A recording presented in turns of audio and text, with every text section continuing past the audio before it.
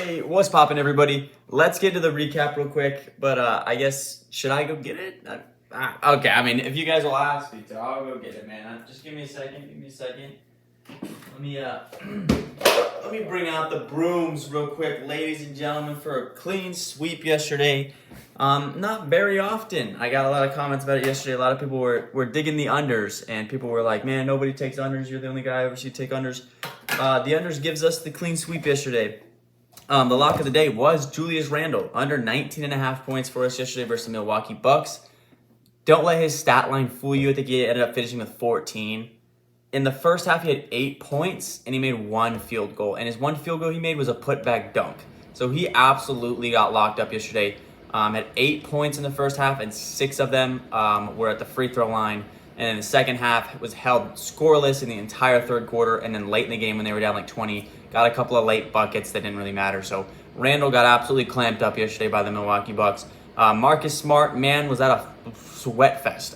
He had 3 going into the first half. At the end of the first half, had 3. Scored 9 or 8 points in the second half. He got some foul trouble, thankfully. Kind of pulled him out. He lost a little bit of minutes. But then the game went into overtime, and I had to sweat it out in overtime.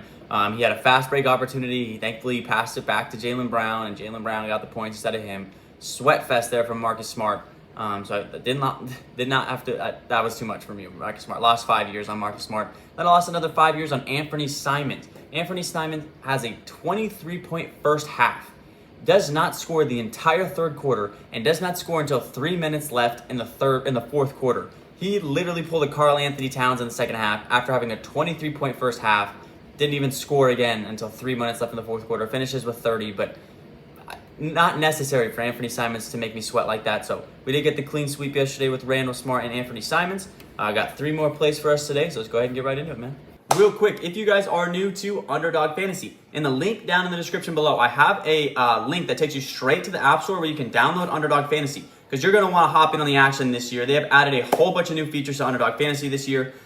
Starting with the brand new insurance feature, okay? This insurance feature is a new thing that has been super requested for the fans and the customers of Underdog Fantasy. Essentially, all you do is you click insurance right here. And if you can see right there, all you have to do is hit 4 of these picks to win, but the value does drop down. So if you turn off the insurance, you do a $10 bet, you obviously get $200. And if you turn on the insurance feature, it drops down a multiplier down to 10. But if you miss one of these picks, say, Jameis Winston gets hurt or something, he doesn't end up throwing 2 touchdown passes. But everybody else hits, like Lamar, Jonathan Taylor, Derrick Henry, and Justin Jefferson. All these guys hit. You still hit the slip. You just get it for $100. Just goes down a multiplier, which is a huge feature a lot of people have been asking for, so they received it. Also, they have added second half lines now to games. Obviously, it is on. There is nothing up because there's no NFL second half games, but they have added NFL second half. So just like for the Thursday night game, I'll throw up that clip right here. Thursday night, they dropped all the second half lines for that Thursday night game between the Bills and the Rams. They've added a bunch of new features this year. They're trying to improve to get the app better for you guys. Also, when you sign up, if you use code TAKEMYSHOT, you'll get $100 match, up to $100 match and 100% deposit match on your first time deposit. So if you do that, you can deposit $50, you get an extra $50, $20, you get an extra $20. Whole lot of stuff coming in with Underdog Fantasy this year. Make sure you sign up with code TAKEMYSHOT. Now let's get to today's. Coming in hot with today's lock of the day. Today's lock of the day will be coming from the Chicago-Philly game at 7-10. We're going to take Tobias Harris today over 1.5 three-pointers in this matchup. The Bulls give up the second most threes per game to opposing teams' small forwards. They give up 3 a game, and that's perfect because it lines up right with Tobias Harris's average. He's shooting the 3 ball at a 46% clip right now, and he averages 3 a game on 6 attempts. So he's shooting a good quantity of threes, and he's also making about 3 a game. So that's well over that 1.5 3-point line he needs to get to. Opposing small forwards that the Heat have played in their the Bulls have played in their first 6 games. They've gone over in 4 out of 6 of those games. And the 2 guys that didn't go over, Jimmy Butler and Evan Mobley, guys that do not shoot threes. Both of them did not even attempt a 3 in that game. So really, if you want to count it, you can, but I will count it. But the 2 guys that didn't hit were guys that don't ever shoot threes. So not too mad about that. And as far as Tobias Harris has gone in his first 6 games this season, he's gone over 4 times and he's gone over under twice. So he's 4 out of 6 this season is Tobias Harris over 1.5 threes. He's 2-1 on the road. They are on the road today. This game has also got the closest spread of the night between the Philly and Chicago. It's a 1.5 point spread. So anticipate this game to be close, no blowouts or anything like that. So he's not going to lose any minutes. So give me Tobias Harris to have at least 2 3-pointers tonight in his matchup versus Chicago Bulls as our lock of the day today. All right, next up, we're going to head over to the Warriors versus Hornets game. Give me Klay Thompson, under 16.5 points here today. Klay is only averaging 12.6 points on the season. Hit his over twice, hit his under 3 times. So obviously Klay Thompson is at times a little bit streaky. He has really good games and then really bad games. That's kind of why his average sits at about 12. He's not obviously averaging 12 a game. It's kind of, his average is in the middle because he has bad games and good games. So Klay Thompson in this matchup still isn't touching 30 minutes a game. So he's still not even touching half of the game that he's not even playing half the game. I know they've talked about increasing his minutes production. Last game, he went from 19 minutes against the Suns to 29 minutes versus Miami. He's still not even playing half the game though. So he's still really not out there for that much court time. The Hornets are only giving up 12.8 points per game to shooting guards. Shooting guards this season versus the Warriors are only 1 for 4 in the over. The only guy that went over was DeJounte Murray. He had 19 points. Everyone else has been held under this total that Klay Thompson is at. Klay Thompson, also we all know, lives at the 3-point line. And guess who gives up the least amount of threes in the NBA? The Charlotte Hornets only give up 1.13 threes per game to opposing team shooting guards. Only 5 threes in the entire season at the shooting guard position have been made versus the Charlotte Hornets. I know Klay Thompson is an elite 3-point shooter, but man, shooting guards have been struggling to shoot the 3 ball versus this Charlotte Hornets team. And it's not bad shooters either. Guys like DeJounte Murray, Michael Porter Jr., who's a very good 3-point shooter. Keegan Murray, reading the wrong line here. Devin Vassell, a very good shooter. DeJounte Murray, a very good shooter.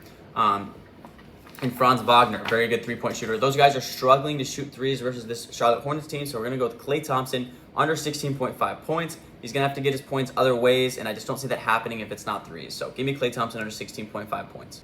All right, boys, we're going to go with a big one. Give me Giannis Antetokounmpo over 33.5 points tonight versus the Atlanta Hawks.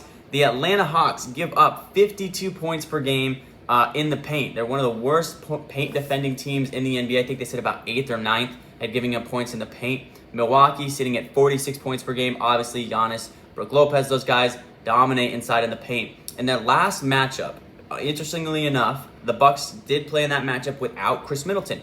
In that game, Giannis had 26 points, but he shot 9 for 21 from the field. That's 43%, well below anything Giannis ever averages. On his career, he's a 53% field goal shooter.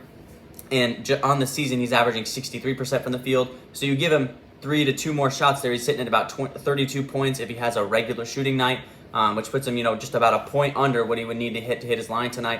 When you're looking at his defensive matchups, Clint Capella is not quick enough to keep up with Giannis off the dribble. John Collins is too small to guard Giannis in the post. It's kind of a matchup problem there for the Atlanta Hawks. Also, all these games last year, very close games. Only one of these games was a blowout, where the Hawks did blow out the Bucks by 20. But the Bucks are the last remaining undefeated team on the year.